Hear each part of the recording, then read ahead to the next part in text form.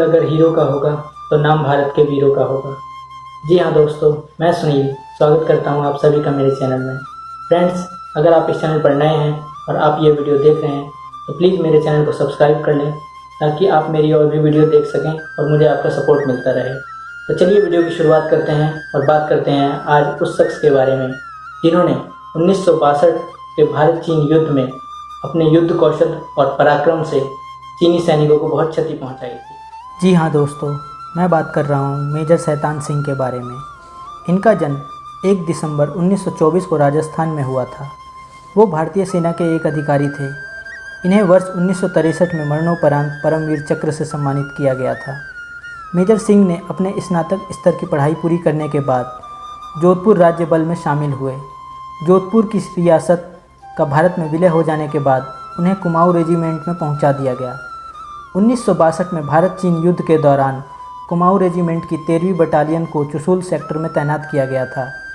उनकी पोस्टिंग समुद्र तल से 5000 मीटर की ऊंचाई पर सी कंपनी रेजांगला में एक स्थान पर थी और इस क्षेत्र को 5 प्लाटून पोस्टों द्वारा किया जा रहा था। 62 की सुबह चीनी सेना ने भारतीय सेना पर हमला कर दिया था, पर भारतीय ने भी आक्रामक तरीके से तैयारी की थी क्योंकि उन्होंने चीनी सेना को सुबह 5 बजे के मंद प्रकाश में ही आगे बढ़ते हुए देखा था। इसलिए भारतीय सैनिक ने दूर से दुश्मनों को पहचाना और उन पर light machine gun, rifles, mortar और ग्रेनेड से हमला किया और कई चीनी सैनिकों को मार गिराया। सुबह 6 बजे चीनी सेना ने पुनः मोर्टार से हमला शुरू कर दिया और लगभग 350 सैनिकों ने आगे बढ़ना शुरू कर दिया। चीनी सेना द्वारा सामने से किए गए हमले असफल होने के बाद लगभग 400 चीनी सैनिकों ने पीछे से हमला किया। भारत के पास जहां 120 सैनिक थे, वहीं चीन के पास करीब 2000 सैनिक थे।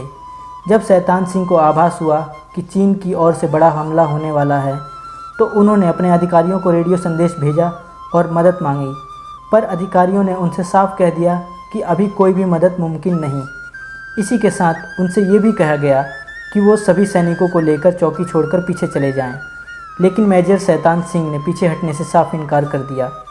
ऐसे में तुरंत उन्होंने अपने सैनिकों को बुलाया और कहा, जवानों, दुश्मन सामने खड़ा है। हम 120 हैं, वो पूरे टैंक रेजिमेंट के साथ है। कमान ने हमें पोस्ट छोड़कर पीछे हट जाने के लिए कहा है, मगर फिर भी आखिरी फैसला मुझ पर छोड़ा है। इस मीटिंग के बाद एक और रणनीति तैयार की गई। इसमें मेजर सिंह ने कहा कि हमारे पास हथियार कम हैं और दुश्मनों की संख्या बहुत ज़्यादा। ऐसे में आप लोग ये कोशिश करें कि एक भी गोली बेकार न जाए और सारी गोली सही निशाने पर लगे। आप दुश्मन को मारें और उनसे बंदूक छीन लें ताकि हमारे पास हथियारों की कुछ पूर्ति हो जाए।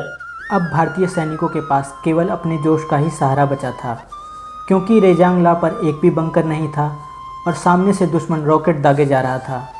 इसी बीच शैतान सिंह को गोली भी लग चुकी थी।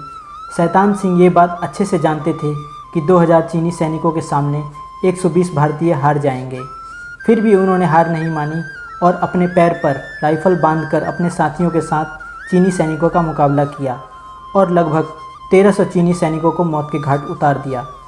इस युद्ध में भारत के जवान अपनी अंतिम सांस तक देश के लिए लड़ते रहे और बर्फ़ की आगोश में आ गए। मेजर शैतान सिंह का उनके होम टाउन जोधपुर में राजकीय सम्मान के साथ अंतिम संस्कार किया गया। इसके बाद उन्हें देश का सबसे बड़ा वीरता पुरस्कार परमवीर चक्र से भी सम्मानित किया गया। दोस्तों, मैं आपको बता दूं कि आज रेजांगला की घाटी को शूरवीरों का तीर्थ कहा जाता है। मेजर शैतान सिंह भी एक ऐसे ही शूरवीर थे जो शहीद होकर इतिहास के पन्नों में दर्ज हो गए। वो महज 37 वर्ष की उम्र में ही देश के लिए कुर्बान हो गए। देश उनकी शहादत को हमेशा सलाम करता रहेगा। हमें हमारे सैनिकों पर गर्व होना चाहिए क्योंकि वो देश की सरहदों पर जागते हैं, इसीलिए हम अपने घरों में रातों को चैन से सो पाते हैं। तो आज की इस वीडियो में बस इतना ही। अगर आपको मेरा यह वीडियो पसंद आया हो तो प्लीज़ मेरे चैनल को लाइक एंड सब्सक्राइब करना ना भूलें। तो अगली वीडियो में फिर मुलाकात होगी। तब तक के लिए धन्यवाद।